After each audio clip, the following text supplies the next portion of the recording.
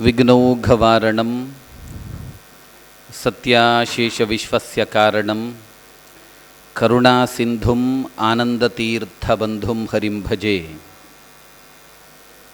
अभ्रमं भङ्गरहितम् अजडं विमलं सदानन्दतीर्थमतुलं भजे तापत्रयापहम्। कामधेनुर्यथा पूर्वं सर्वाभीष्टफलप्रदा तथा कलौ वादिराजश्रीपादोभीष्टदस्सताम्। दुर्वादिध्वान्तरवये वैष्णवेन्दीवरेन्दवे श्रीराघवेन्द्रगुरवे नमोऽत्यन्तदयालवे। पृथ्वीमण्डलमध्यस्थाः पूर्णबोधमतानुगाः वैष्णवाः विष्णुहृदयाः तान् नमस्ये गुरून् मम। वनमाली गदीशारंगी शंखी चक्री च नंदकी श्रीमान् नारायणो विष्णुर्वासुदेवोऽभिरक्षतु। जन्माद्यस्य यतोऽन्वयादितरतश्चार्थेष्वभिज्ञस्वराट् तेने ब्रह्महृदाय आदिकवये मुख्यन्त्यजं सूरयः। तेजो वारिमृदां यथा विनिमयो यत्र त्रिसर्गो मृषा धाम्ना स्वेन सदा निरस्तकुहकं सत्यं परं धीमहि। श्रीमदानंदतीर्थचरणौ शरणं प्रपद्ये। श्रीगुरुभ्यो नमः। भगवान श्री कृष्ण का चरणारविंद में पुष्प समर्पण नमन पूर्वक करेंगे। भगवान मुख्य प्राण का चरण में श्रद्धा भक्ति से कुसुम समर्पण करेंगे। परम पूज्य पर्याय स्वामी महाराज दोनों का अनुज्ञा स्वीकार करके हम भागवत सप्ताह का तो चतुर्थ दिन का 4th डे का ये प्रवचन यज्ञ है। कथा यज्ञ में हम भाग ले रहे हैं। ऋषि पंचमी का दिन है आज, बहुत बड़ा दिन है। हाँ, ऋषियों का विशेष पूजा करने वाला दिन है। मनुष्य का सब पापों को दूर करने वाला दिन है। साथ साथ भागवत में किस महानुभाव का अवतार को पहला भाग में ही विवरण किया है, भूवराह स्वामी का जयंती है आज, बहुत बड़ा दिन है। आज का दिन भगवान का स्मरण हम कितना करेंगे उसके लिए अनंत फल शास्त्रकार कहते हैं। भगवान ऐसा मौका दिया हम लोगों को, अनंत फल भागी होने का भाग्य विशेष रूप में प्रदान किया है। भगवान को हम धन्यवाद समर्पण करेंगे। कल अंग चरित्र को देख रहे थे। अंग का पुत्र वेना, वेन से क्या कुछ हालत धरती का हुआ है। बाद में ऋषि लोग किया उसका संहार। ये सब होने के बाद फिर क्या है, फिर अराजकता कोई नहीं है। अब वेन का संहार होने के बाद उसका माँ सुनीता वो एक काम करती है, बेटा का मृत शरीर को एक तैल भांडा तैल पात्र में संरक्षण करती है। थोड़ा दिन तक वो था मृत शरीर। ये हो पूरा होने के बाद यहाँ पर राज्य में कुछ हालत ऐसा बिगड़ गया है। सब लोग है ना कुछ आदेश देने के लिए प्रारंभ किया। एक राज्य में आदेश देने का कोई हक होता है तो केवल राज्य के लिए मात्र है, किंतु राजा नहीं है। इसलिए क्या हुआ, सब लोग अधिकार चलाने का एक मौका प्रदान हुआ है, इसे समझ के सब लोग अधिकारी हुए। इस बीच में अब एक सिंहासन के लिए अच्छा व्यक्ति का वहाँ पर बिठाना ज़रूर है, किंतु अन्य व्यक्ति इम्पॉसिबल। सो किसको हम बिठाएंगे, इसे सोचने का वक्त क्या किया उन्होंने, उस वेन शरीर है ना, वेन शरीर को मथन किया ऋषि मुनि लोग। वो सत्यकाल है। आज का दिन में हम करड़ को मतन करेंगे तो नवनीत नहीं आता है, दिन ऐसा है। पुरातन काल में क्या है ना, ऋषियों का सत्य का प्रभाव ऐसा था, तो मृत शरीर को विशेष रूप में मथन किया। तो उस मथन का प्रभाव से उस मृत शरीर से एक जीवोत्पत्ति हुआ। उसका नाम है वैन्य। वैन्य मतलब क्या है, वेन का मृत शरीर से किसको जन्म हुआ है उसका नाम वैन्य, वेन संबंधी व्यक्ति इत्यर्थः। वेन संबंधी व्यक्ति है मतलब वेन का पुत्र है। सशरीर में, सजीव का शरीर में नहीं उसका जन्म हुआ, परंतु उसका शरीर का संबंध से ही उसका जन्म हुआ है, इसलिए वैन्य नाम है उसका। परंतु ये धरती है ना, उसका और एक नाम से विशेष रूप में याद करते हैं हम लोग, समाज याद करता है। उसका नाम है अत्यंत प्रसिद्ध नाम पृथु, पृथु चक्रवर्ती। एक्चुअली इस धरती को पृथ्वी नाम है ना, पृथ्वी नाम उस महानुभाव से प्राप्त हुआ है।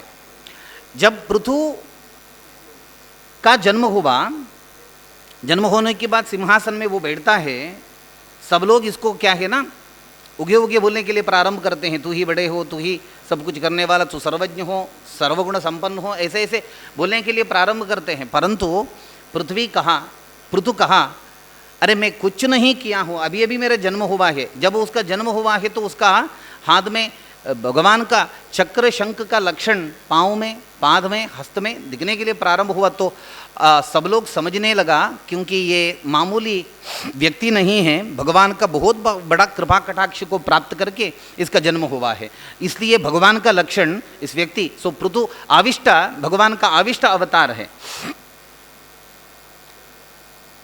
तो उन्होंने बैठने के बाद सब लोग है ना, मंदी मागध वो लोग होते हैं ना, मंत्री लोग होते हैं ना, इन लोगों को कहा क्या है हालत, क्या है धरती का। तो सब लोग कहा स्वामी एक बड़ा प्रॉब्लम हुआ है। क्या है, इस धरती में क्या कुछ संपत्ति है, उस संपत्ति को धरती माँ पूरा अपना गर्भ का अंदर लेके गई है, अब बाहर कुछ भी संपत्ति नहीं, हम क्या करेंगे। तो पृथु रोषाविष्ट होके गो रूप में भू भाग रही है, तो उसको पकड़ने के लिए गया। बाद में अंतिम क्षण में भूमि रूप में क्या, गो रूप में क्या भूमि थी, वो विशेष रूप में पृथु को बताई, स्वामी मुझे क्या है ना अंदर रख के कुछ फ़ायदा नहीं है, मैं भी चाहता हूँ मेरा गर्भ का अंदर क्या कुछ संपत्ति है वो बंटवारा होना चाहिए, सब लोगों को मिलना चाहिए, मैं भी चाहती हूँ। परंतु क्या है ना, इस धरती में इतना मतांध लोग है, इतना दुर्बुद्धि लोग है, उन लोगों को मेरा संपत्ति यदि उन लोगों का हाथ में जाता है तो मेरा संपत्ति है ना बेकार होता है। इसलिए मैं चाहता हूँ कभी भी एक दुर्व्यक्ति को मेरा संपत्ति नहीं जाना चाहिए। आप एक काम कीजिए, मुझे ठीक कीजिए, मैं ठीक नहीं हूँ, मतलब धरती है ना पहाड़ है, जंगल है, ऐसा ही था। तो पहली बार पृथु गो रूप में क्या पृथ्वी थी, उसका वो हालत सुन के पृथ्वी को ठीक करने के लिए, धरती को ठीक करने के लिए विशेष रूप में काम किया। तो नगर क्या है, अरे आज का हम नगर का चित्रण करते हैं ना, वो पूरा पहला बार हुआ है पृथु चक्रवर्ती का समय में। और पृथ्वी का अंदर क्या कुछ संपत्ति है, उन पूरा संपत्तियों को बाहर लेके आता है पृथु चक्रवर्ती।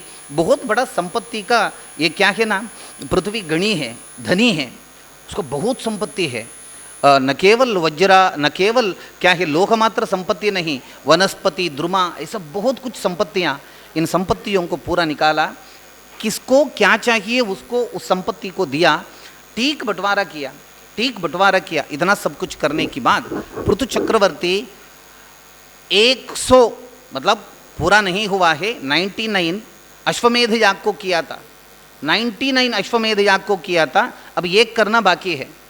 उसका लास्ट शतमान शत अश्वमेध याग संपन्न होने का वक्त क्या है ना, उसको थोड़ा प्रॉब्लम आता है, इंद्र से प्रॉब्लम आता है, क्योंकि इंद्र को नाम शतक्रतु नाम है इंद्र को, मतलब वो फेस्टाइन 100 क्या है ना 100 महाक्रतु को किया है, और यदि पृथु करता है तो उसको भी नाम चलेगा, शतक्रतु नाम उसको भी देना पड़ेगा, ऐसा सोचता है।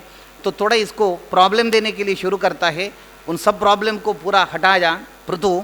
बाद में कौन प्रॉब्लम दे रहा है इंद्र, उसको बहुत, उसका विषय में बहुत गुस्सा आता है पृथु चक्रवर्ती को, उसको पकड़ने के लिए जाता है, आज इसको कुछ करूँगा ऐसा सोचता है। तब है ना ब्रह्मा जी आते हैं, पृथु चक्रवर्ती को कहते हैं ऐसा मत कर, वो तो लोकपाल है, लोकपालों का स्वामी है, कुछ मत कर, ये केवल देवता लोगों का लीला नाटक है, तुझे समझना चाहिए, उसको कुछ असूया नहीं है, ऐसा करते हैं लोग, ऐसा देवता लोगों का खेल है। तो फाइनली ब्रह्मा जी एक उद्घोषण करते हैं, वेरी इंपॉर्टेंट बात क्या है, ब्रह्मा जी कहते हैं तेरा 99 क्या यज्ञ है वो ही 100 यज्ञ के लिए बराबर होना चाहिए, ये मेरा आशीर्वाद। सो 99 यज्ञ में ही पृथु चक्रवर्ती शतक्रतु नाम का विशेष रूप का गौरव प्राप्त किया ब्रह्मा जी से। ये पृथु चक्रवर्ती का स्टोरी है। पृथु चक्रवर्ती तो विजिताश्वा, इसका बच्चे का नाम देखिए, विजिताश्वा, हर्यश्वा, धूम्रकेशा एंड द्रविणा, इतना बच्चे थे पृथु को। उनमें विजिताश्वा का शादी होता है, विवाह होता है शिखंडी से। विजिताश्वा एंड शिखंडी का दंपतियों का दाम्पत्य का फल का रूप में 3 बच्चों का जन्म होता है, पावका, पवमाना एंड शुचि, 3 बच्चे। ये कौन है 3 बच्चे? पृथु का पोता, पृथु का पुत्र कौन है? विजिताश्वा, उसका बच्चे थे। पृथु का और एक बच्चा है विजिताश्वा, उसको नभस्वती नाम का एक युवती का साथ शादी होता है, विवाह होता है। उनको एक पुत्र का जन्म हुआ उन लोगों को, उस पुत्र का नाम है हविर्धान। बाद में हविर्धाना एंड हविर्धानी, हविर्धान पृथु चक्रवर्ती का पुत्र, उसका शादी होता है हविर्धानी से, एक ही प्रत्यय है, हविर्धानी से शादी होता है। उन दोनों का दंपतियों का दाम्पत्य का फल का रूप में देखिए 6 पुत्रों का जन्म होता है। वेरी इंपॉर्टेंट ये है। द फर्स्ट पुत्र बर्हिषदा, दूसरा पुत्र है गया, तीसरा पुत्र है शुक्ला, फोर्थ है कृष्णा, फिफ्थ है Satya, the last one is Jitvarta. 6 पुत्र। इन 6 पुत्रों में एक बहुत प्रसिद्ध काम किया है, ऑलरेडी काम कर चुका है, उसका नाम है बर्हिषदा। यहाँ पर भागवत कथा हो रहा है ना, वहाँ पर वो बोलते हैं बर्हिषद को इस समाज में और एक नाम है, बर्हिषद को और एक नाम है। वो नाम क्या है? द बर्हिषद को और एक नाम है प्राचीन बर्ही। बर्हिषद ऐसे बोलेंगे तो किसी को पता नहीं चलता है, किंतु प्राचीन बर्ही यदि आप बोलेंगे तो आप सब लोगों को पता चलता है, वो है प्राचीन बर्ही, नमो नमः ऐसा बोलते हैं सब लोग। क्योंकि प्राचीन बर्ही, इसका पिताजी उसको ऐसा नामकरण नहीं किया है, फिर क्या है, द सोसाइटी वो नाम है ना उसको दिया है। प्राचीन बर्ही मतलब क्या है? भागवत कहता है प्राचीनाग्रैः कुशैरासीद आतृणम वसुधातलम। मतलब क्या है, कुछ लोग होते हैं ना, उसको जब टाइम मिलता है तो यात्रा करना, भगवान का मंदिर जाना, भगवान का संदर्शन करना, वहाँ पर कुछ सेवा देना, ये करते हैं, बहुत लोग करते हैं। बहुत लोगों को ये हॉबी भी है एंड पुण्य संचय करने का एक विचार है, ऐसा वो समझते हैं। परंतु ये बर्हिषदा कुछ अन्य मन का व्यक्ति था, उसको क्या है ना, उसको मंदिर जाना, पवित्र क्षेत्र में, ये अलग बात है। उसको एक काम में बहुत इंटरेस्ट है एंड वो काम है यज्ञ करना। वो जाता है, किधर भी जाता है तो उधर एक यज्ञ करता है। वो यज्ञ करने की बात, यज्ञ करने के लिए दरबा चाहिए, कुशा दरबा चाहिए। दरबा क्या है? दरबा ऐसे डाल के वहाँ पर आज्य पात्र स्थापन करना चाहिए, आज्य पात्र को स्थापन करके उस आज्य को क्या है हवन करना चाहिए।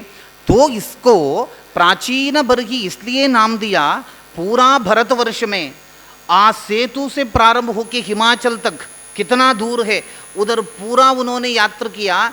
यात्रा करने का वक्त किधर किधर समय मिलता है, किधर किधर जगह मिलता है, उधर पूरा यज्ञ किया है। एंड वो यज्ञ करने के बाद क्या दरबा अवशिष्ट होता है, वो उसका बाद भी वो देखने के लिए मिलता था। तो सब लोग है ना, वो ये क्या है, इधर कौन यज्ञ किया है, ऐसा कोई भी प्रश्न पूछते हैं तो उत्तर क्या है, ये बर्हिषद है, बर्हिषद का यज्ञ है। सो ऐसा दरबों का एक समूह देख के है ना, सोसाइटी इसको ऐसा नामकरण किया प्राचीन बर्ही। एक बार क्या होता है, प्राचीन बर्ही, इसका स्टोरी बहुत अच्छा है and moral is very important for us. क्या है, प्राचीन बर्ही यज्ञ कर रहा है। यज्ञ करने का वक्त है ना, एक बार क्या हुआ, नारद जी आते हैं। नारद जी आते हैं, आपको पता है नारद जी व्यक्ति को क्या कहना, वाम मार्ग से धर्म मार्ग की तरफ लेके आने वाला व्यक्ति है। वो कभी भी अधर्म का काम नहीं करता है। नारद महर्षि है, ब्रह्मा जी का मानस पुत्र है, कभी भी अधर्म कर्म नहीं करता है नारद। सो नारद जी कहते हैं, प्राचीन बर्ही का सामने, प्राचीन बर्ही को प्रश्न पूछते हैं, स्वामी प्राचीन बर्ही बर्हिषदा इतना हजार यज्ञ को संपन्न किया है ना, इतना सब कुछ यज्ञ करने के बाद तुझे कॉन्फिडेंस है क्या तू स्वर्ग जाएगा? देखो प्रश्न देखिए, इतना यज्ञ करने के बाद तुझे मन में क्या है, विश्वास है मैं अवश्य स्वर्ग जाऊंगा?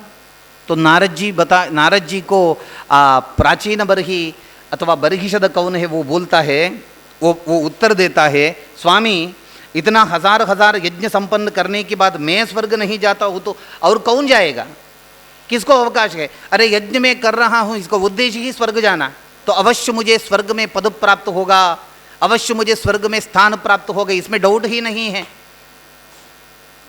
नारद जी बोलते हैं बहुत बड़ा मूढ़ विश्वास में तू हो, अज्ञानी है तू, तुझे ज्ञान नहीं है, बहुत बड़ा भ्रमा है, ब्रह्मालोक में तो तेरा संचार हो रहा है। अरे तुझे पता नहीं क्या है, क्या पता नहीं, पुरातन काल में आज ये नहीं है, एंड पहली बार इस धरती में यज्ञ का वक्त है ना, प्राणी का हिंसा, पुरातन काल में यज्ञ संपन्न होने के बाद प्राणी बलिदान देने का एक पद्धति थी पुरातन काल में। द फर्स्ट टाइम 3 मताचार्यों में, शंकरा, रामानुजा एंड मध्वा, 3 मताचार्यों में प्राणी बलि का निषेध किया है। साक्षात यहाँ पर कृष्ण प्रतिष्ठापन कौन किया है? हमारा गुरु आचार्य मध्वा जी, उन्होंने प्राणी बलि को निषेध किया है। कभी भी एक हत्या से एक व्यक्ति को स्वर्ग असंभव, क्योंकि उस प्राणी का अंदर भगवान नहीं है क्या? तो एक को हत्या करके मुझे स्वर्ग प्राप्त होता है, तो आप पिताजी का हत्या कीजिए, बेहतर है, दोनों को स्वर्ग प्राप्त होता है, पिताजी को एंड आपको। करते हैं क्या आप? नहीं। क्या है ना, किसको बात नहीं आता है, ऐसा मुग्ध प्राणी को बलि देना ये अच्छा नहीं है, ये मनुष्य का सात्विक कर्म नहीं हो सकता है, ऐसा मना किया है, सख्त मना किया है प्राणी बलि को मध्वाचार्य जी ने। परंतु पुरातन काल है, बरहिषद बलि दे रहा था, हर यज्ञ संपन्न करना एंड एक बकरी को काटना या फिर एक वृषभ को काटना, ऐसा बलि देना ये निरंतर है। ये कितना हजार यज्ञ संपन्न किया है, हजार प्राणियों का बलिदान भी इसका साथ साथ किया है। नारद जी बोलते हैं प्राचीन बरही को, अरे राजन, इतना कुछ बलि देने के बाद भी तुझे स्वर्ग प्राप्त कैसे हो सकता है? एंड प्राचीन बरही बोला, इतना बलि देने के बाद ही मुझे कॉन्फिडेंस है मुझे प्राप्त होता है स्वर्ग।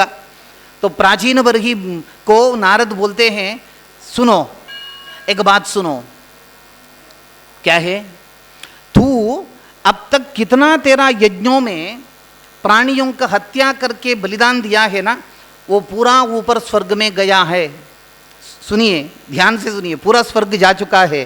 स्वर्ग जाने के बाद वहां पर स्वर्ग में उसको स्वर्ण श्रृंग प्राप्त हुआ है। श्रृंग मामूली, किंतु स्वर्ग में उसको स्वर्ण श्रृंग प्राप्त हुआ है। वो तेरा इंतजार में है, सब प्राणी है ना, हजार प्राणी तेरा इंतजार कर रहे हैं। जब वो ये आएगा, बरहिषद ऊपर आएगा, हम लोग इस स्वर्ण श्रृंग से उसको मारेंगे। इंतजार है तेरा, प्रतीक्षा में सब प्राणियां हैं। तो सोचो, स्वर्ग में जाएगा तो भी कष्ट है, स्वर्ग नहीं जाएगा तो भी कष्ट है, बहुत कष्ट का बीच में तू हो। अब क्या करेगे तू? क्या करेगा तू? अरे ये तो बहुत कष्ट हुआ। प्राचीन बरही सोच रहा था यज्ञ से पक्का मनुष्य को स्वर्ग है ना।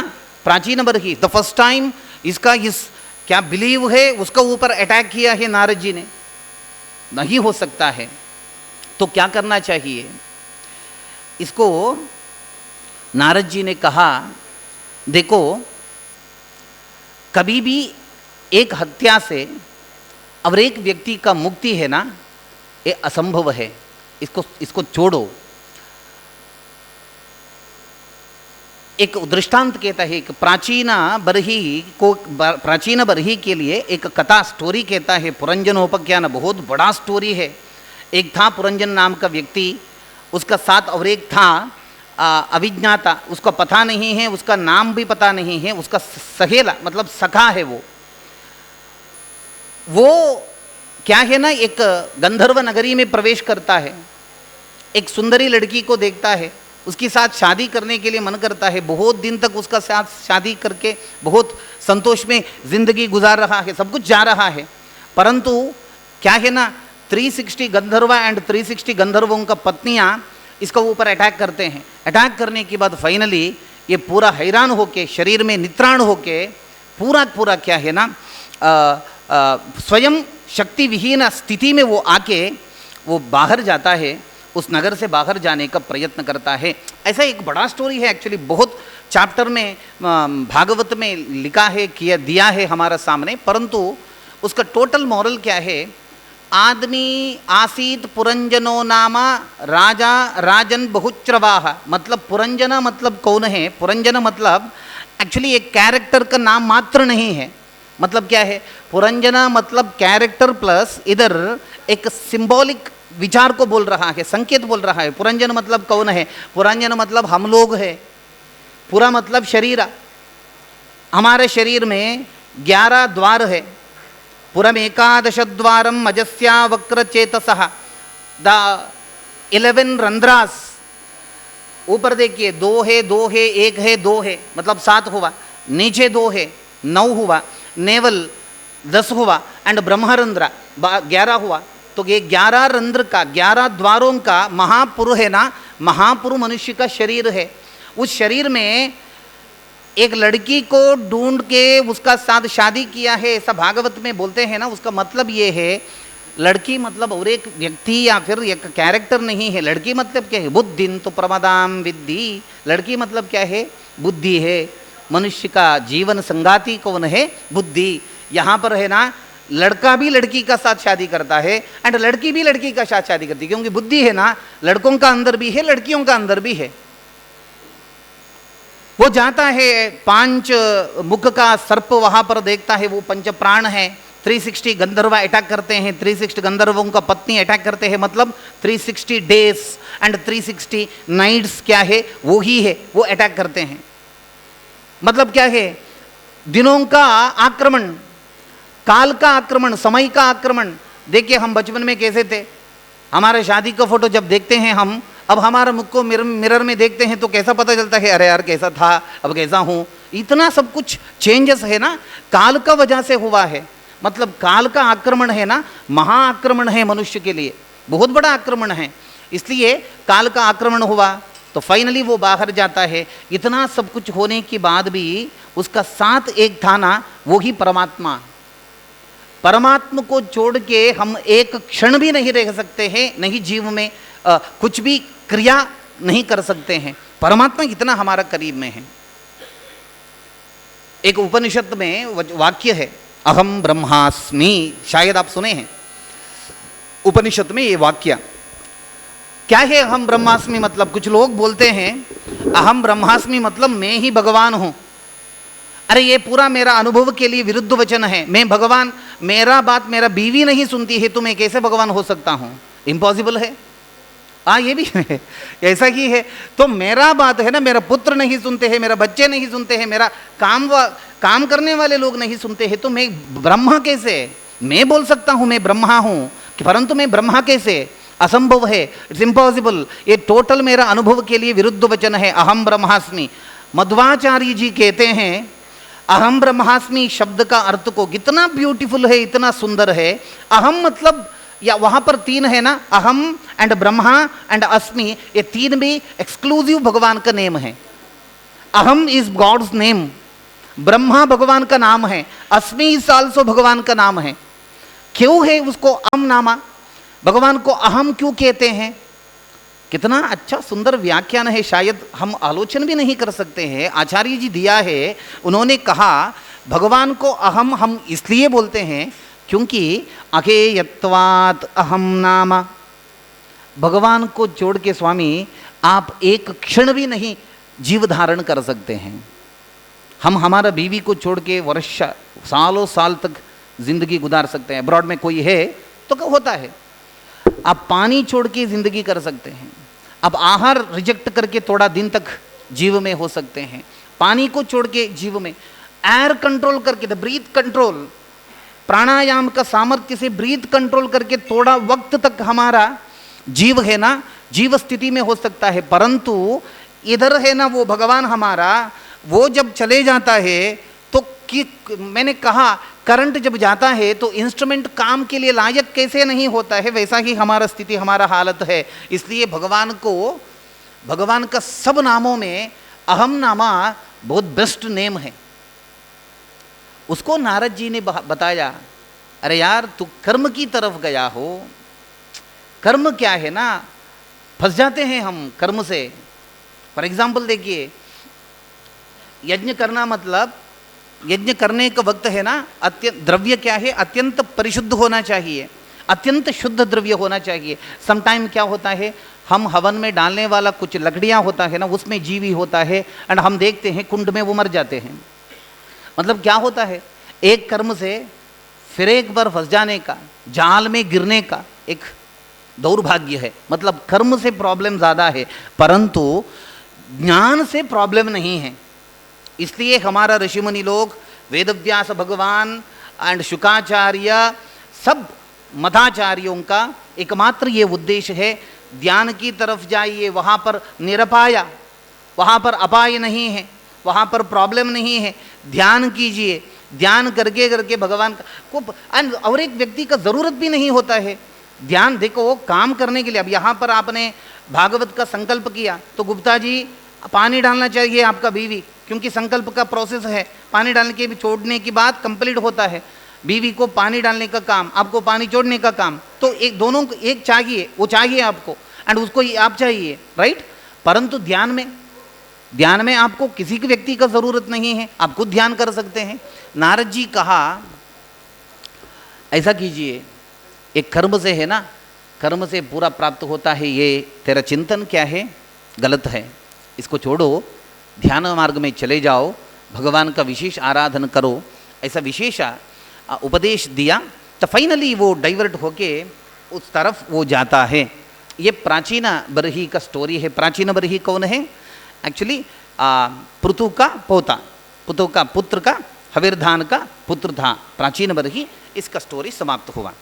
उसका बाद क्या है, प्रियव्रत का, प्रियव्रत कौन है, प्रियव्रत स्वयंभुव मनु का दूसरा पुत्र का नाम है प्रियव्रता। वो संकल्प करता है मैं शादी नहीं करूँगा, मैं सन्यासी विरक्त होकर जीवन करूँगा, परंतु उसको आदेश प्राप्त होता है नहीं, शादी करना चाहिए तुझे, और इस धरती में संतान को बढ़ाना चाहिए, संतानों को, सभ्य जीवियों को मुक्ति प्राप्त होने के लिए एकमात्र ये वेदिका है, स्टेज को हम ऐसा ही वेस्ट नहीं कर सकते हैं, तो शादी करो, संतान विशेष रूप में आगे बढ़ाओ, ऐसा आदेश प्राप्त होता है। तो प्रियव्रत क्या करता है, ब्रह्मा जी का उस आदेश को स्वीकार करके बर्हिष्मति क्या है उसका साथ इसका शादी होता है। शादी होने के बाद उसको ऊर्जस्वती नाम का एक लड़की का जन्म होती है। उस लड़की को प्रियव्रत ने विशेष रूप में शुक्राचार्य को प्रदान किया। ये इसको छोड़ के इसको बाकी 10 पुत्र थे, 10 पुत्र लोग थे। आग्निद्रा, इद्मजिक्वा, यज्ञबाहु and Mahavira, हिरण्यरेता, घृतपृष्ठा, Sawna, Medhatithi and वीतिहोत्रा नाम का 10 बच्चे लोग उसको थे। उनमें आग्निद्र कौन है, उसका बेटा है नाभि। नाभि है ना, एक बार तपस्या करता है भगवान का तपस्या करता है। तपस्या करके भगवान का विशेष रूप का एक क्या है नाम प्रे करता है, एक संकल्प दे भगवान का सामने रखता है, मुझे भगवान जैसा ही पुत्र का संतान मुझे होना चाहिए, भगवान जैसा ही मुझे संतान होना चाहिए, वो शक्ति भगवान का समान होना चाहिए, उसका रूप और उसका तेजस पूरा भगवान का समान होना चाहिए। ऐसा एक विशेष रूप का आराधन किया संकल्प करके।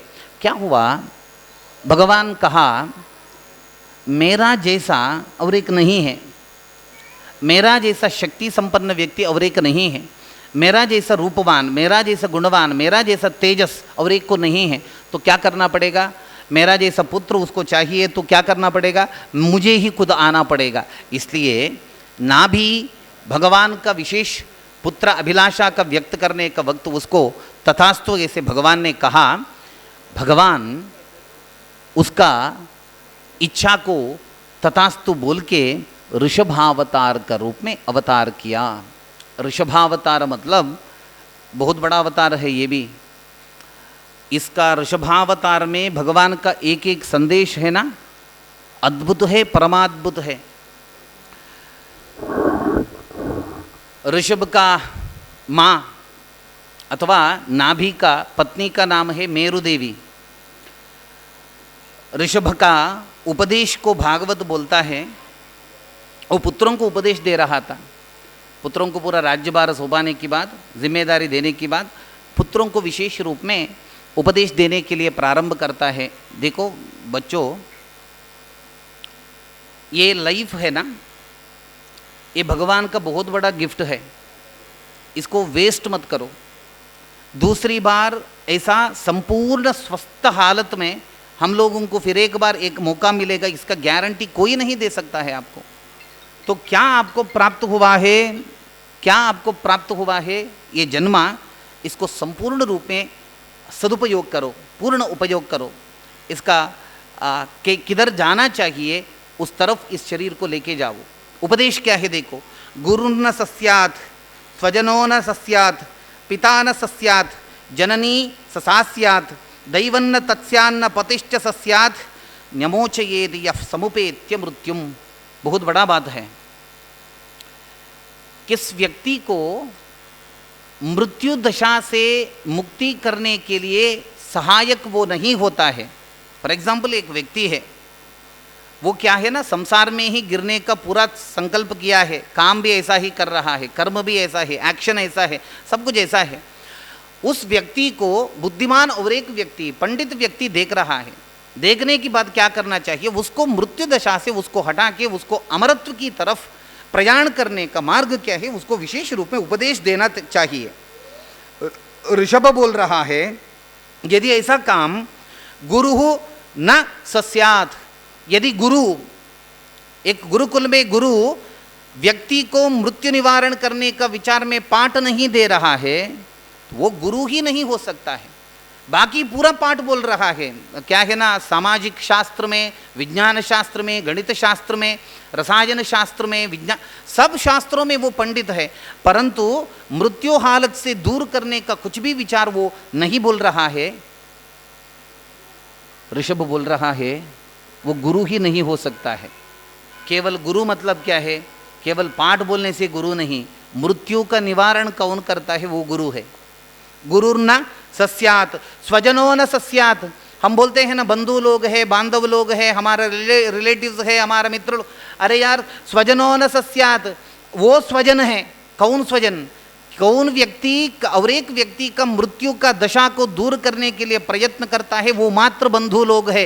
केवल बिस्किट लेके आने से, चॉकलेट लेके आने से बंधुत्व दृढ़ नहीं होता है, ये तो वेस्ट है। खाने तक मात्र रहता है वो बांधव्य, इससे ज्यादा नहीं। बंधु वो है कौन हमारा मृत्यु दशा को दूर करता है। कितना अच्छा बात है।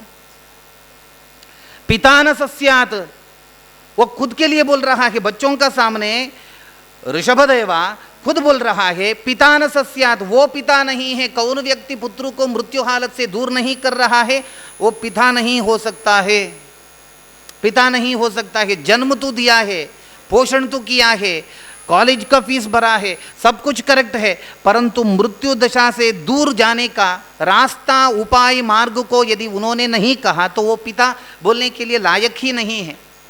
सोचिए कैसा बोल रहा है ऋषभा।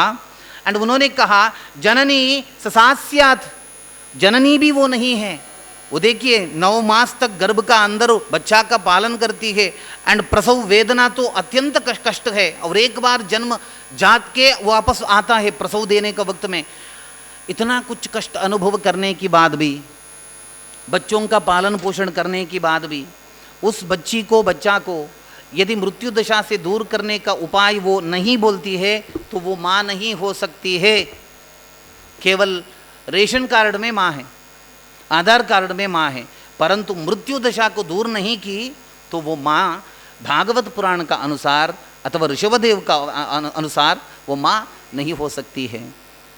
दैवन्न तत्स्यान्न पतिश्च सस्यात्, दैव भी वो दैव नहीं है, पति भी वो पति नहीं है। पति है ना, पति केवल हाथ एक मांगल्य सूत्र बांधने से पति नहीं होता है। पति का बहुत बड़ा धर्म ये है पत्नी एंड पुत्रों का मोचन करना। यदि वो नहीं किया तो वो पति बोलने के लिए लायक नहीं है। इतना बहुत कुछ बड़ा विचार है ना। ऋषभदेवा पुत्रों को बोल रहा है, कब तब बोल रहा है जब वो नगर से, मतलब उसका राज्य से बाहर जाने के लिए जब मन किया, एंड राज्य का जिम्मेदारी पुत्रों का स्कंद में देने के लिए जा रहा है। The hand over to responsibility उसका बच्चों को देने के लिए वो जा रहा है, तब ये पूरा उपदेश को दे रहा है। मतलब ये उसका आखिरी उपदेश है पुत्रों के लिए। अध्यात्म योगेन विविक्त सेवया प्राणीन्द्रियात्मा भी जयेन सद्रियक सच्छ्रद्धया ब्रह्मचर्येण शश्वत असंप्रमादेन जयेन वाचाम। ये पूरा उसका उपदेश है। एक एक श्लोक भी है ना अमृत समान है, उसको आस्वादन करना चाहिए। ऋषभ का उपदेश को आस्वादन करना चाहिए। श्लोक है ना उसमें अमृत रस है, अद्भुत है। वो कहता है अध्यात्मा शास्त्राभ्यास निरंतर करना चाहिए, क्योंकि वो मात्र सत्य है, बाकी पूरा मिथ्या। मिथ्या मतलब नहीं है ऐसा नहीं, हम परमानेंटली इधर नहीं हो सकते हैं। और क्या है, दुर्जनों का संग क्या है, उससे दूर रहो, दूर चले जाओ। दुर्जनों का संग से दुर्बुद्धि दुष्टता हमारा अंदर आने का संभावना है, इसलिए दूर जाओ। इसका साथ साथ प्राणादि इंद्रियों को वश में रखो। हमारा इंद्रिय का स्वामी हम हैं, इंद्रियों का स्वामी हम हैं, इंद्रिय हमारा स्वामी नहीं होना चाहिए। ये यहाँ पर उल्टा है। हमारा आँख है ना, हमारा आँख हम लोगों को आज्ञा दे रहा है उसको देख उसको देख। मैं मेरा इंद्रिय को आज्ञा नहीं दे रहा हूँ, क्या हालत है देखो। परंतु ऋषभ बोल रहा है आपका इंद्रिय आपका कंट्रोल में होना चाहिए। वेरी इंपॉर्टेंट विचार ये है, लास्ट है जयेन वाचाम। आपका बात है ना थोड़ा कंट्रोल पे रखिए। बात कितना बोलना चाहिए, कितना किसका सामने बोलना चाहिए, उसका सामने उतना ही बात करो।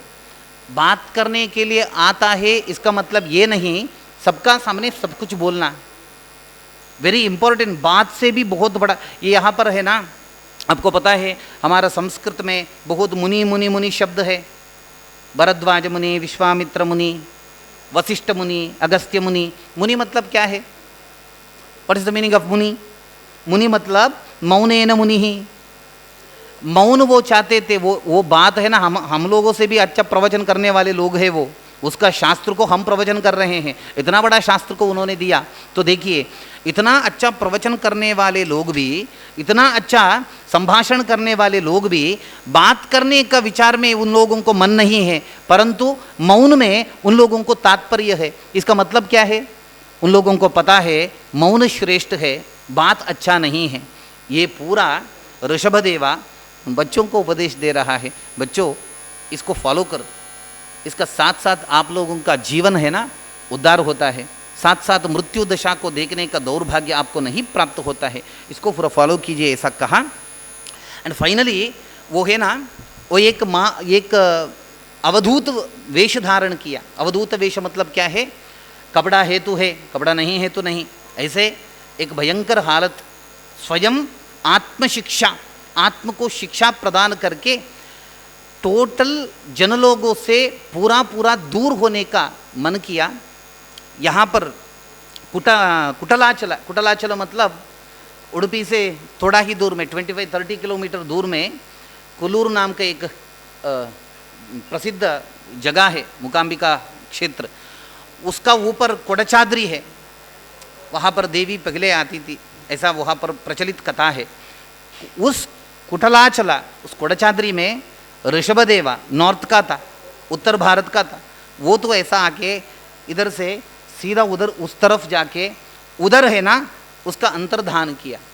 उसका पूरा चरित्र है ना उधर समाप्त हुआ, मतलब नाश नहीं हुआ परंतु डिसअपियर हुआ, अदर्शन हुआ। ये ऋषभदेव का बहुत बड़ा कथा है। बाद में भरत चक्रवर्ती का एक कथा या विशेष रूप में यहाँ पर भागवत उल्लेख करता है। भरत चक्रवर्ती सभ्य राजा था, बहुत अच्छा देखभाल किया है प्रजा लोगों का, बहुत अच्छा पालन किया है, प्रजा लोगों को पुत्र जैसे परिपालन किया है। हाँ, ये पूरा करने के बाद उसका आखिरी वक्त में उसको जब प्राय हुआ, एजड पर्सन, तो उन्होंने क्या किया, राज्य का जिम्मेदारी को पुत्रों का हाथ में सौंपा के उन्होंने वानप्रस्थ करने के लिए मन किया। देखिए समटाइम भगवान का एक एक इच्छा भगवान का प्लान है ना, एक मनुष्य को किधर से किधर लेके जाता है। भरत ऐसा संकल्प किया, राज्य एंड उसका खुद का पुत्र लोग, उसका बीवी, सब लोगों को छोड़ के वन की तरफ आया। वहां पर एक पत्थर के ऊपर बैठ के तपस्या करने के लिए प्रारंभ किया। एक दिन क्या हुआ, वो देख रहा है, ध्यान करने के लिए वो उद्युक्त हो रहा था। तो उस वक्त क्या हुआ, वो देख रहा है एक डीर को, एक कृष्ण मृगा डीर है ना, उसको एक शेर सिंह उसको बहुत क्या है ना, उसका पीछे भाग रहा है अटैक करने के लिए। वो कृष्ण मृग क्या है, गर्भवती प्राणी, तो गर्भ को बचाने के लिए, खुद को बचाने के लिए बहुत वेग से वो प्राणी जा रहा है, पीछे इसका पीछा सिंह आ रहा है। ऐसा बहुत ये देख रहा है, इट्स लाइव, ये पूरा लाइव देख रहा है। तो फाइनली क्या हुआ, वहाँ पर एक नदी का प्रवाह हो रहा है। तो फाइनली उस नदी का पास वो मृग आता है, कृष्ण मृग आता है। तो भयंकर भयभीत हो चुकी है वो प्राणी। तो भय से उस तरफ जंप करने के लिए प्रयत्न करती है। जंप करने का मतलब क्या है ना, पाँव को थोड़ा प्रेशर डालना पड़ेगा। तो ऑटोमेटिकली उसका गर्भ का अंदर क्या बच्चा, तो छोटी बच्ची थी, वो गिर जाता है प्रवाह में। वो तो गया, इधर क्या कौन पीछे आ रहा था, शेर, वो भी वापस चले जाता है। ये पूरा होने के बाद ये इसको देख रहा है भरत चक्रवर्ती, अरे ये क्या हुआ, एक मुग्ध प्राणी अभी अभी जन्म ले चुकी है, अब इसका गति कौन है, ऐसा सोचता है भरता। उस प्रवाह में क्या वो प्राणी का बच्ची क्या आ रहा है, आ रही है, उसको हाथ में लिया, देखता है सब प्राणियों का छोटा बच्चे है ना, बहुत मुग्ध होते हैं, तो खुद को भूल गया एंड उस प्राणी को देखभाल करने के लिए प्रारंभ किया। बहुत बड़ा मजा का विचार ये है, तमाशा करता है भागवता, खुद का पुत्र को छोड़ के इधर आया है। खुद का पुत्र, उसका स्वयं पुत्र कौन थे, उसको पूरा छोड़ के जंगल में आया। खुद का बीवी कौन है, उसको छोड़ के इधर आया। प्रजा लोग, पुत्र लोग जैसा परिपालन कर रहा था, उन लोगों को छोड़ के जंगल में आया।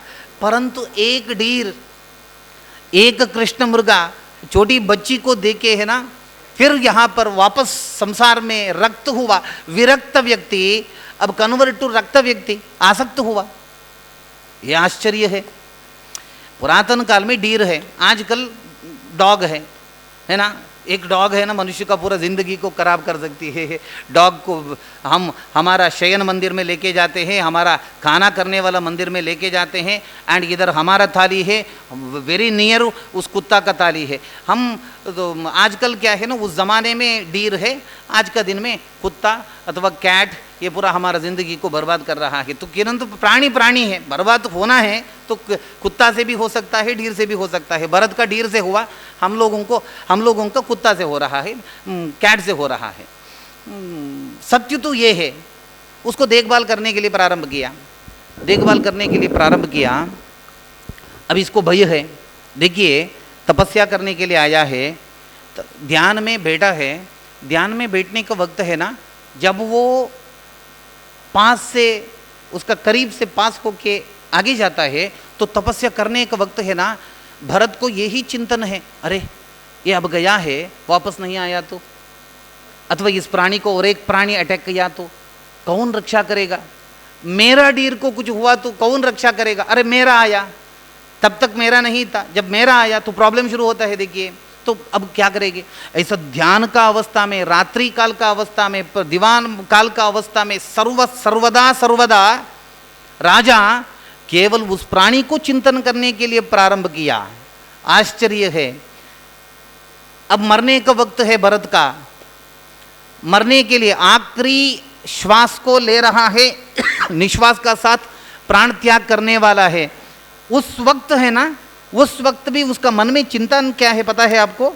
वो सोच रहा है अब मैं मर जाऊंगा तो इस मुग्ध प्राणी का रक्षा कौन करेगा, और एक सिंह आके अटैक करेगा तो कौन बचाएगा। ऐसा उस प्राणी का विचार में चिंतन करके प्राण छोड़ा, उसका प्राण गया। नेक्स्ट जन्म उसको उस प्राणी का जन्म ही प्राप्त हुआ, डीर का जन्म उसको प्राप्त हुआ। कृष्णा, हमारा कृष्ण है ना, भगवत गीता में बहुत स्पष्ट रूप में कहा है, ये थोड़ा हम लोगों को अर्थ होना चाहिए।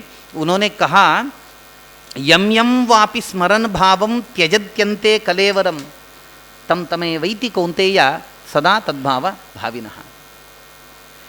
अब क्या आखिरी वक्त में सोच के प्राण त्याग मनुष्य करता है, वो ही मनुष्य नेक्स्ट जन्म में होने का संभावना है। इसलिए ज़्यादा टीवी देखना, टीवी का कैरेक्टर को बार बार स्मरण करना अच्छा नहीं है, फिर हम एक्टर हो जाएंगे नेक्स्ट जन्म में, ये भयंकर है।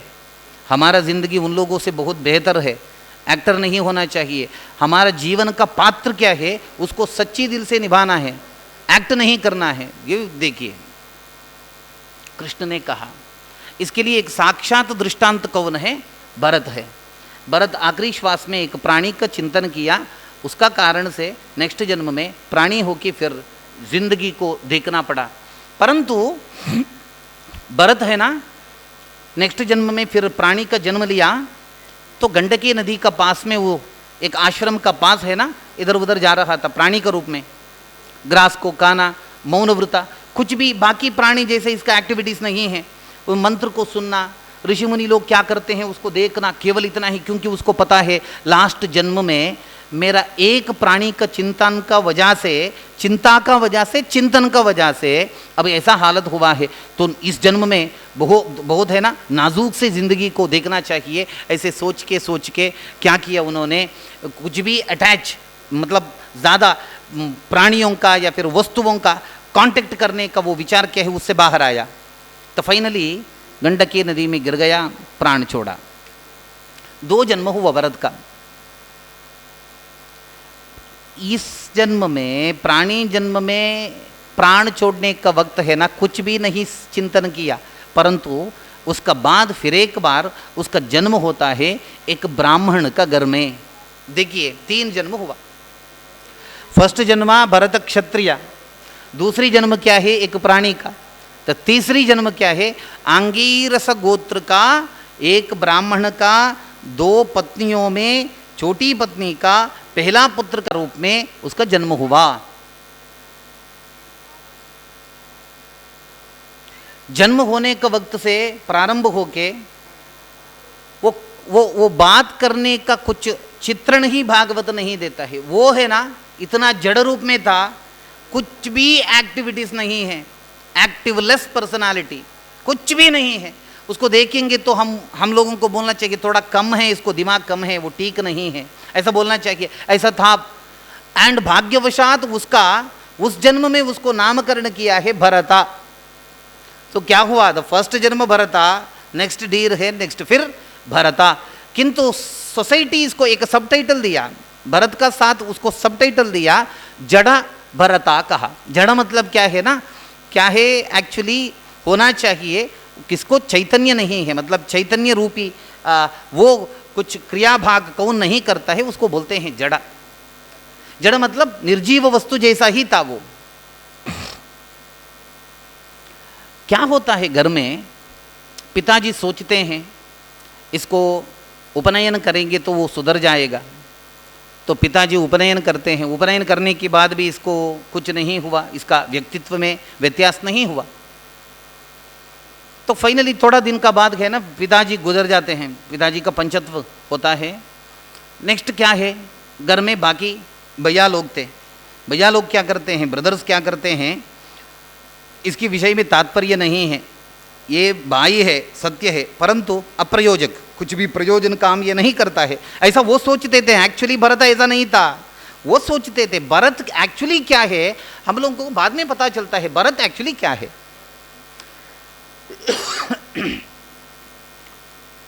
भैया लोग क्या करते थे, उसको कदन्न देते थे। कदन्न मतलब कुत्सित अन्न, 2 दिन का पहला अन्न क्या है, 3 दिन का पहला अन्न क्या है, उस अन्न को खाने के लिए देते थे, उस रसम को खाने के लिए देते थे। मतलब वो क्या है ना, बेकार पदार्थ होता है ना, बेकार पदार्थ को भाई को खाने के लिए देते थे, क्योंकि वो मना नहीं करता है। ये क्यों दिया, कभी भी वो वापस नहीं जवाब देता है। नहीं पूछता है, प्रश्न नहीं पूछता है, ना उत्तर देता है, ना प्रश्न नहीं है, तो इसको कुछ भी दे दो वो खाएगा, नहीं खाएगा तो मुझे और कुछ चाहिए ये भी नहीं बोलेगा। तो मतलब उन लोगों को बहुत आसान हुआ, खेता को संभालने का जिम्मेदारी उसको दिया, कृषि भूमि क्या होता है उसको संभालने का जिम्मेदारी उसको दिया। वो यहाँ पर बैठा था, वहाँ पर जाके बैठता है, बैठ के कुछ काम नहीं है, केवल पक्षी है ना, वहाँ पर एक आदमी है, ऐसे सोच के वहाँ पर नहीं आते थे। परंतु ये व्यक्ति है ना, ये वहाँ भी कुछ काम नहीं किया, एकदम बैठना। पत्थर एंड जड़बरता, इन दोनों के बीच में फर्क नहीं, व्यत्यास नहीं, ऐसा था, ऐसा ही जा रहा है। वहाँ पर एक राजा था,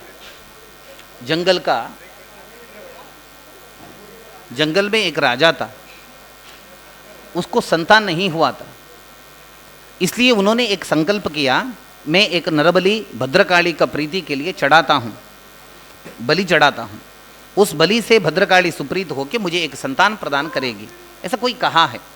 उसका अनुसार उन्होंने क्या किया, एक व्यक्ति को ढूंढ के एक व्यक्ति को पकड़ के लेके आया, पकड़ के बलि का जगह होता है ना, पीठ होता है ना, वहाँ पर स्थापन किया। स्थापन करके अब थोड़ा ही वक्त में उसका बलि देना है भद्रकाली को। तो उस वक्त क्या हुआ, ये तो ऐसा ही इवनिंग का वक्त है, हाँ, तो क्या हुआ, उधर से वो व्यक्ति भाग जाता है, किसको लेके आए थे, नर बलिदान देने के लिए किस नर को लेके आए थे, वो भाग जाता है। भाग जाने के बाद अब राजा वापस आने से पहले वहाँ पर और एक व्यवस्था करना चाहिए बलिदान देने के लिए। अरे प्राणी को पूजने का ज़रूरत नहीं है, किंतु मनुष्य आता है क्या, मेरा बलि दे दो, ऐसा कौन आता है। इसलिए ये राजा का अनुचर लोग हैं ना, सेवक लोग व्यक्ति को ढूंढने के लिए जाते हैं बलि देने के लिए। एक व्यक्ति अच्छा, वो भी बलि देने वाला, प्राणी में कुछ विकलांगता नहीं होना चाहिए, पूर्णांग होना चाहिए, कोई नहीं है ऐसे। सोच के है ना, ढूंढने के लिए बाहर जाते हैं, बहुत ढूंढते हैं, बहुत ढूंढने के बाद वहाँ पर उन लोगों को ये जड़ भरत मिला। इंपॉर्टेंट, बहुत अच्छा है। जड़ भरत को देखते हैं, फर्स्ट क्लास है, दृढ़ शरीर है, प्रॉब्लम नहीं है, तो 6 फीट का आदमी है, क्या कितना शरीर में कितना क्या होना चाहिए वो पूरा है, ना अधिक अंग है ना न्यून अंग है, कंप्लीट, ए कंप्लीट मैन है ना, एक पूर्ण है। इसको बलि देने के लिए अब क्या है ना, उसको पकड़ा, जाओ बोला, किधर मुझे लेके जा रहे हैं, वो प्रश्न नहीं पूछा। इन लोगों को बहुत आराम हुआ, इसको पकड़ के सीधा जाते हैं, जाके बलिपीठ में इसको रखते हैं, ऐसा रख के इसका शिरोभाग को तलवार से ऊपर करके इसका शिरो मुंड को रुंड से विच्छेद करने के लिए जब गया, बलिदान देने के लिए जब उद्युक्त होते हैं, उसी वक्त क्या हुआ, भागवत पुराण में एक विशेष विचार बोलते हैं व्यास जी, क्या है, उसी वक्त बलिदान देने का वक्त ही भद्रकाली का मूर्ति सामने है ना, भद्रकाली का मूर्ति सामने है, भद्रकाली का मूर्ति से साक्षात भद्रकाली प्रकटित होके बलि देने वाला लोगों का बलि ली। कितने लोग बलि देने के लिए वहां पर थे, उन लोग सब लोगों को मार के रुंड को मुंड से विच्छेदन करके भरत को छोड़ दी।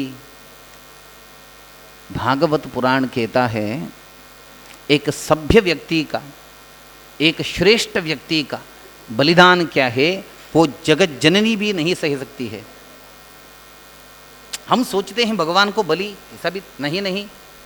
यदि अंतरंग परिशुद्ध है, अत्यंत सात्विक स्वभाव का व्यक्ति है, उस व्यक्ति को बलिदान देने के लिए कोई जाता है, वो बलि में जाता है, देने वाला व्यक्ति बलि में जाता है। किसको देने का संकल्प है उसको कुछ नहीं होता है, रोम तक क्या है ना, घातक नहीं हो सकता है। सोचिए, ये विचार सोचिए, ऐसा कहा। ओके, ये पूरा हुआ। ये पूरा होने के बाद नेक्स्ट एक घटना है भरत का, हम लोगों को हैरान करने वाला घटना। सिंध सौवीर देश का राजा रहुगणा नाम का एक राजा कपिल मुनि का संदर्शन करने के लिए जा रहा था, एक पालकी में 4 लोग उठा के लेके जा रहे हैं। अब क्या हुआ, बीच रास्ता में शायद एक को प्रॉब्लम हुआ, तो उस वेट को संभालने के लिए और एक व्यक्ति चाहिए। तो इधर उधर देखते हैं, कोई नहीं, परंतु भाग्यवशात ये है ना हमारा जड़ भरत है ना, वो वहाँ पर केता संभालने के लिए वहाँ पर बिठा देते। तो उन्होंने ये बाकी 3 लोग हैं ना उसको देखते हैं, देख के सोचते हैं ये तो सॉलिड है, बहुत अच्छा है, तो इसको हम बोलेंगे बार को वहन करो, पालकी को वहन करो, इसको बोलेंगे तो ये काम करेगा, तो हम लोगों को थोड़ा आराम होता है, ऐसा सोचते हैं। उससे बोलते हैं आओ। भरत ने नहीं पूछा किधर, सीधा आया।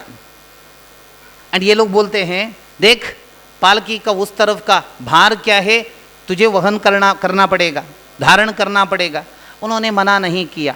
ओके, पालकी को धारण करके भरत जा रहा है, पालकी को धारण करके भरत जा रहा है। बाकी 3 कोण में 3 लोग हैं, अंदर रहुगणा राजा बैठा है, सांख्य मुनि का, कपिल मुनि का दर्शन करने के लिए जा रहा है। वो वेरी इंपॉर्टेंट विचार क्या है, जाने का वक्त कुछ गड़बड़ हुआ। गड़बड़ मतलब क्या है, बाकी 3 लोग हैं ना वो सीधा जा रहे हैं, उसको प्रॉब्लम नहीं, उसको पता है अंदर राजा है, किंतु ये जड़ भरत था, इसको किसी का ऊपर परवाह नहीं है, कुछ भी होता है वो रिएक्ट करने वाला नहीं है, उसको कुछ किसी से कुछ नहीं चाहिए, ऐसा था वो।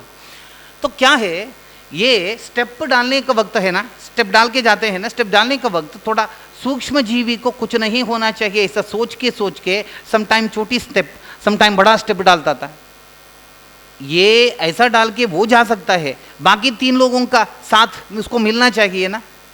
यदि 4 लोग भी साथ में नहीं जाएंगे तो पालकी इधर उधर घूम जाता है, ऐसा ही हुआ। एक व्यक्ति का वजह से, जड़ भरत का वजह से पालकी क्या है, ऐसा बेंड हो रहा है। रहुगणा राजा अंदर बैठा है, अंदर बैठ के अंदर से ही जोर ध्वनि से सब लोगों को स्कोल्ड करने के लिए प्रारंभ किया। क्या हुआ है, आप लोगों को पता नहीं है मैं कौन हूं, अंदर मैं हूं, इस देश का राजा, थोड़ा संभाल के जाइए। ये क्या हो रहा है स्वामी, हम लोगों का गलती नहीं है, हम लोग ठीक है, हम लोग आपका पुरातन सर्व करने वाले सेवक है, हमारा गलती नहीं है, एक नया आदमी यहाँ पर आया है, उसका वजह से ये सब कुछ हो रहा है, उसको थोड़ा बताओ, उसको थोड़ा संभालने के लिए बताओ। हाँ बताया, फिर कुछ कहा, कुछ बोलने के बाद थोड़ा संभाल के जाओ, स्टेप डालने का वक्त सोच के स्टेप डालो, अंदर हमारा राजा है, दूसरी बार ऐसा नहीं, गलत नहीं होना चाहिए, ऐसा कहा। तो फिर जा रहे हैं, फिर जाने का वक्त है ना गुप्ता जी, फिर कंटिन्यू ऐसा ही है, स्टेप छोटा, स्टेप बड़ा, स्टेप छोटा, ये लॉन्ग जंप हाई जंप कर रहा है। तो क्या हुआ, फिर एक बार उसका पालकी क्या है ना इधर उधर जाने के लिए प्रारंभ हुआ, तो गुस्सा से क्या है, रहुगण राजा पालकी से बाहर आके स्कोल्ड करने के लिए प्रारंभ किया। गाली, ओहो तुझे एक बार मैंने कहा तो तुझे अर्थ नहीं होता है ना, इतना बुद्धू है तू, तुझे अर्थ नहीं होता है। ओके, क्या प्रॉब्लम क्या है तेरा, अरे एक ही व्यक्ति तू मात्र संभाल रहे हो क्या पालकी को, बाकी 3 लोग नहीं हैं, कष्ट हो रहा है तुझे, तेरा शरीर देख कितना बड़ा है, पुष्ट है, दृढ़ है, इतना बलिष्ठ शरीर लेके एक पालकी को संभालने के लिए तुझे नहीं होता है, तो क्या बोलना चाहिए तुझे। अरे तेरा कष्ट को देख के मुझे क्या है ना, मुझे हृदय विद्रव हो रहा है। ये पूरा क्या है ना, ये पूरा इसको अंदर से कुछ क्या है उसका विचार में उसको अंडर एस्टिमेट करना, ऐसा बोल रहा है राजा। सब सुना जड़ भरत, कितना कुछ तुझे बोलना है तू बोल, तेरा पूरा होने के बाद अब मैं बोलने के लिए प्रारंभ करूंगा, बाद में देखेंगे। पूरा संपूर्ण होने के बाद, रहुगण राज का पूरा बोलने का विचार संपूर्ण होने के बाद, देखिए फर्स्ट टाइम भागवत पुराण में जड़ भरता उसका मुंह से कुछ वचन बाहर डाला, ऐसा बोलने का एकमात्र फर्स्ट टाइम ये विचार क्या है वो बोल रहा है। अब फर्स्ट टाइम बोल रहा है, and the first time very best वचन को बोल रहा है, वेरी इंपॉर्टेंट ये है। उन्होंने क्या कहा, इसको सुनने के बाद रघुगण राजा घबरा जाता, मतलब अरे ये व्यक्ति ऐसा है क्या, मुझे पता ही नहीं था। उन्होंने कहा त्वयोदितम व्यक्तम अभिप्रलब्धम बर्तु समय स्याद यदि वीर भारः गंतुर यदि स्यात् अधिगम्य मध्वा पीवेति चासौ न विदाम प्रवादः। तूने क्या कहा, तूने क्या कहा, ठीक से जाओ, ठीक से मुझे लेके जाओ, ठीक से मुझे वहन करके जाओ। राजा, तुझे मैं राजा भी नहीं बोलता हूं, सुनो। वो जाता है, किसको जाने के लिए मकसद है वो जाता है, मुझे मकसद ही नहीं। किसको गोल है वो जाता है, किसको डेस्टिनी है वो जाता है, मुझे डेस्टिनी नहीं है, मुझे किधर जाना। उन्होंने कहा व्यक्तम बर्तुस समय स्यात्, आपने कहा हमारा राज्य का, हमारा देश का राजा है, हमारा सम्राट है, चक्रवर्ती है। अरे यार कैसा बात बोल रहे हैं आप, बालिश बात है ये, क्या राजा है ये, तू किधर का राजा है तू। तेरा जब जन्म हुआ तो सामान्य बच्चा जैसा ही तू भी था, कुछ विशेषता है क्या, नहीं, 1 फुट का बच्चा। नेक्स्ट गुरुकुल में डालते हैं, बाकी बच्चों से क्या अलग है तेरा अंदर, कुछ नहीं है, सेम है। एक दिन शादी हुआ, शादी होने के बाद तेरा पिताजी तुझे युवराज बनाया एंड एक दिन तुझे राज मिला। राजा सोचो, यदि राज्य मिलने के बाद भी पड़ोसी राजा तेरा ऊपर आक्रमण करेगा, वो यदि जीत जाएगा तो तेरा राजत्व किधर जाता है, किस राज्य का राजा है तू, कुछ भी नहीं बचता है। तू बोल रहे हो मैं राजा, और मेरा बात सब लोग सुनना चाहिए, मैं राजा, मैं सेवा लेने वाला हूं एंड आप लोग सेवा करने वाले हैं। यदि तू सच्ची राजा हो तो ऐसे लोगों से भार वहन करने के लिए तू छोड़ते हो क्या। उसका साथ साथ पैदल में जाना चाहिए था, पैदल में जाना चाहिए था, क्योंकि राजा का बहुत बड़ा गुण है, क्या है, किसी को कष्ट नहीं देना। तो इन लोगों को कष्ट देके आराम से अंदर बैठ के फिर मुनि को संदर्शन करने के लिए जा रहे हो, कौन सी राजा है तू, वेस्ट है तू। एक्चुअली इतना बोलने के लिए हिम्मत होना चाहिए, क्योंकि वो राजा है। आज हम पीएम का साथ एक मीटिंग फिक्स करने के लिए मामूली आदमी को कैसा नहीं होता है, वैसा ही राजा का सामने खड़ा होके एक सेंटेंस बात करने का हिम्मत है ना, मामूली लोगों को नहीं थी पुरातन काल में। ये तो मामूली से भी मामूली व्यक्ति ऐसे बाकी लोग समझते थे, ये व्यक्ति उस व्यक्ति का सामने डायरेक्ट उसको अटैक कर रहा है, तू राजा ही नहीं हो। उन्होंने कहा पीवेति चासौ न विदाम प्रवादः, मेरा शरीर को तमाशा किया है ना तू, मेरा शरीर देख के तमाशा किया है। मैं दृढ़ हूं, मैं बलिष्ठ हूं, मेरा शरीर में शक्ति है। अरे ये है ना, ये शरीर है ना, ये मैं नहीं हूं। शरीर अलग है, मैं अलग हूं। शरीर को शरीरी समझना बहुत बड़ा अज्ञान है। ये थोड़ा मतलब फिलॉसफिकल कुछ विचार है, इसको समझना थोड़ा कष्ट है सामान्य लोगों को। मतलब मैं शरीर में बंद हूं, परंतु मैं शरीर नहीं हूं, मैं अलग हूं। उन्होंने नेक्स्ट कहा स्थौल्यम कार्श्यम व्यादय आदयश्च क्षुत्रिड भयम कलिरिच्चा जराच निद्रारतिर्मन्युरहम मदश्च देहेन जातस्य ही न मे संति मे न संति।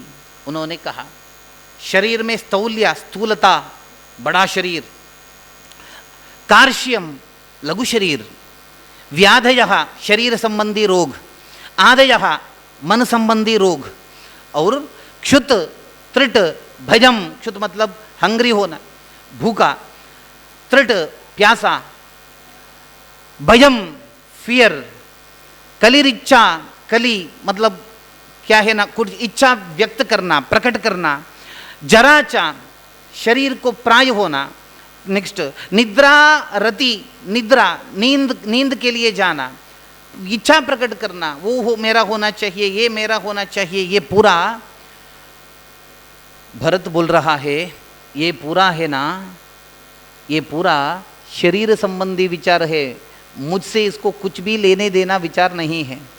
अरे यार ये क्या बोल रहा है, निद्रा शरीर के लिए, मुझे नहीं। भरत बोल रहा है प्यासा होना, इसलिए वो ने 3 दिन का 4 दिन का अन्न दे दो तो कह रहा था। सोचिए अब हम लोगों को मालूम होता है एक्चुअली भरत का सोल क्या है, भरत का अंतरंग क्या है, भरत का अंतरात्म का शक्ति क्या है, अब पता हो रहा है।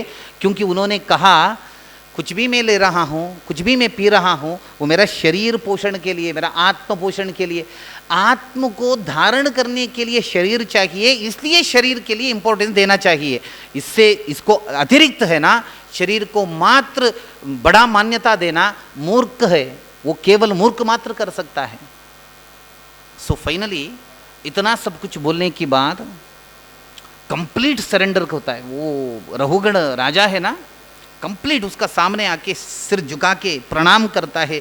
अरे महानुभाव मुझे क्षमा कर, मुझसे गलती हुआ, मैंने नहीं समझा आपका एक्चुअली शक्ति क्या है, कितना बड़ा व्यक्ति है आप, मैंने नहीं समझा, मैं आपको समझने का विचार में मैं असमर्थ हुआ, मुझे क्षमा कीजिए, मुझे बताइए रहस्य क्या है, संसार मोचक रहस्य क्या है, मुझे बताइए। ऐसा विशेष रूप में प्रार्थना किया तो भरत क्या बोलता है पता है आपको? भरत ने कहा तू मेरा स्टूडेंट होने के लिए लायक ही नहीं हो। राजा को डायरेक्ट बोल रहा है, अरे मेरा स्टूडेंट होने के लिए कुछ ना कुछ है ना, मिनिमम संस्कार तो होना चाहिए, तुझे कुछ भी संस्कार नहीं है। उन्होंने कहा राजा, अब तू राजा बोल रहे हो ना, तू पालकी में जा रहे हो ना, तुझे पता होना चाहिए, इसलिए मैं बोल रहा हूँ। एक्चुअली मैं बोलने वाला व्यक्ति नहीं हूँ, इसलिए मैं बोल रहा हूँ। तुझे पता होना चाहिए तू किस पालकी में जा रहे हो, 4 लोगों से उठा के तू जा रहे हो, इससे 10 गुना ज़्यादा बड़ा पालकी में एक समय में भी जा रहा था। इसका बड़ा भरत चक्रवर्ती जब था, भरत चक्रवर्ती का वक्त में ये सिंध सौवीर भूप्रदेश भी उसका सामंत राज्य। तो भरत चक्रवर्ती, अब जड़ भरत को पता है, जब मैं भरत चक्रवर्ती का रूप में इस धरती को पालन कर रहा था तो इससे बड़ा पालकी में मुझे लेके जाने के लिए लोग थे, बहुत लोग थे। इससे बड़ा राज्य को मैंने विशेष रूप में संभाला, बहुत बड़ा छत्र का नीचे बैठ के सिंहासन विराजमान किया हूँ। ये सब करने के बाद मुझे पता चला इससे कुछ फायदा नहीं, इससे कुछ बड़ा अलग है, अन्य है, उस तरफ मेरा चिंतन होना चाहिए, उस तरफ मेरा ध्यान चलना चाहिए। ऐसा सोच के उन सब विचारों को रिजेक्ट करके भगवान को एक्सेप्ट किया। सो मैं यहाँ पर ऐसा हूँ। तू क्या सोच रहे हो? तूने कहा है ना मैं राजा, एक काम करेंगे, तुझे इस पालकी को एंड ये लोगों को, सब लोगों को एक साथ बर्न करेंगे तो ऐशस क्या मिलता है, उसे पता चलता है क्या ये राजा का भस्म है, ये पालकी का भस्म है, ये सेवक का भस्म है। अरे इतना तक पता नहीं चलता है तो क्यों आवेश है, मैं राजा हूँ, क्यों आवेश है? इस आवेश को छोड़ो, इस आवेश को तोड़ो, भगवान का आदेश क्या है उसको विशेष रूप में पालन करो, तेरा जीवन धन्य जीवन होगा, तेरा कंप्लीट क्या लाइफ है उसके लिए एक गोल प्राप्त होगा, उस तरफ तू चले जाओ, ऐसा बोला। सब कुछ होने की बाद नेक्स्ट रहुगण राजा एक उद्गार करता है। पहला वो सोच रहा था ये मामूली है, अब पता चला ये मामूली नहीं है, ये अद्भुत है। नमो नमः कारण विग्रहाय स्वरूप तुच्छी कृत विग्रहाय नमो अवधूत द्विज बंधुलिंगा निगूढ़ नित्यानुभवाय तुभ्यम। एक उद्गार किया रहुगण राजा, उसका सामने हाथ जोड़ के ये श्लोक कहा, नमो नमः कारण विग्रहाय। अरे आपका जन्म है ना, हमारा जन्म इतना सफल नहीं होता है, इतना साफल्य हमारा जन्म के लिए नहीं प्राप्त होता है, क्योंकि साफल्य करने वाला कुछ काम ही हम नहीं करते हैं, किंतु आपका जन्म कुछ कारण से हुआ है, मुझे पक्का यकीन है। नमो नमः कारण विग्रहाय स्वरूप तुच्छीकृत विग्रहाय। बहुत बड़ा बात यह है, देखिए मुझे इतना कुछ पता है तो मेरा अंदर क्या है उसको बोलने के लिए मैं कितना तड़पता हूँ। कोई व्यक्ति सुनना चाहिए मेरे ज्ञान को, कोई व्यक्ति आके मेरे सामने पाठ सुनना चाहिए, प्रवचन करना चाहिए, भाषण करना चाहिए, कुछ ना कुछ मैं चाहता हूँ। इस अवधूत महानुभाव भरत को इतना कुछ विचार पता है, किंतु जब तक रघुगण महाराज उससे नहीं पूछा, उससे पूछा तब तक आंसर तक नहीं दिया। सब लोग, उसका घर वाले लोगों के लिए भी पता नहीं है इतना बड़ा पंडित है, इतना बड़ा ज्ञानी है, इतना बड़ा अवधूत है, साक्षात उसका घर का लोगों को पता नहीं है। परंतु रघुगण राजा जब उसका आत्म उद्धार के विषय में उसका सामने प्रश्न करता है तो उस वक्त पता चला स्वरूपा तुच्छीकृत विग्रहाय, मतलब ये है अंदर तो बहुत है किंतु इसको कवर किया है, बहुत है अंदर कवर किया है। नमो अवधूत द्विज बंधुलिंगा, मैं आपको प्रणाम करता हूँ, आप अवधूत है। अवधूत मतलब क्या है, मेरा रक्षण करने के लिए भगवान आपको यहाँ पर भेजा, मैं इसे समझता हूँ। आप इधर आए इसका मतलब ये है मेरा जीवन है ना और सफल होना चाहिए, भगवान का संकल्प है, इसलिए उसका निर्देश का अनुसार आप इधर आ जा। निगूढ़ नित्यानुभवाय तुभ्यम, आपका सब कुछ वर्तना क्या है, सब कुछ व्यवस्था क्या है, सब कुछ जीवन का पद्धति क्रम क्या है, वो निगूढ़ है, किसी को पता नहीं है, ये अद्भुत है। ऐसा विशेष रूप में कहा।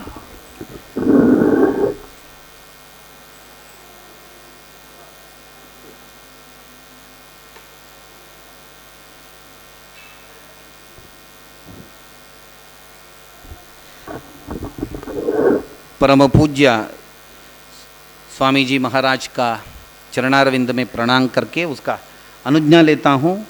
1 मिनट का प्रवचन को हम देखेंगे। इतना कुछ बोले, नमो महद्भ्योस्तु नमः शिशुभ्यः, नमो युवभ्यो नमः आवटुभ्यः, ऐसा उद्गार किया रघुगण महाराजा। मेरा राज्य में, मेरा देश में कितना बच्चे लोग हैं उन सब लोगों के लिए प्रणाम है, क्योंकि कोई भी व्यक्ति बड़ा होकर ऐसा व्यक्ति बन सकता है। कितना लोग मेरा राज्य में युवा लोग है, युवक लोग है, यूथ है, उन लोगों के लिए मैं प्रणाम करता हूँ, क्योंकि कोई ना कोई व्यक्ति ऐसा ही हो सकता है। अभी अभी जन्म देने वाला बच्चा है ना, उसको भी मैं प्रणाम करता हूँ, क्योंकि वो भी बच्चा बड़ा होने के बाद बहुत बड़ा काम करने वाला व्यक्ति हो सकता है।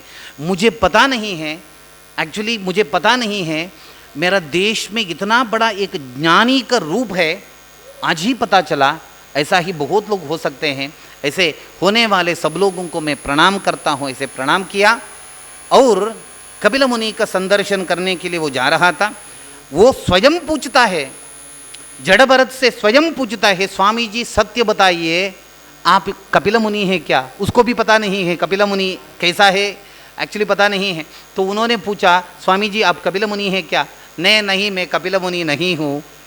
परंतु कपिल मुनि से क्या सुनने के लिए चाहता था, वो पूरा विचार जड़ भरत से ऑलरेडी सुना एंड धन्य जीवन इसका हुआ। बाद का विचार हम कल यहाँ पर भगवान का सामने कंटिन्यू करेंगे। ऐसा बोल के आज का पूरा चिंतन को भगवान श्री कृष्ण के चरणारविंद में हम समर्पण करते हैं। श्री हरि कृष्णार्पणमस्तु। यः सर्वगुण संपूर्णः सर्वदोष विवर्जितः प्रियताम प्रीतयेवालं विष्णुर्मे परमसुहृत्। श्री हरि कृष्णार्पणमस्तु।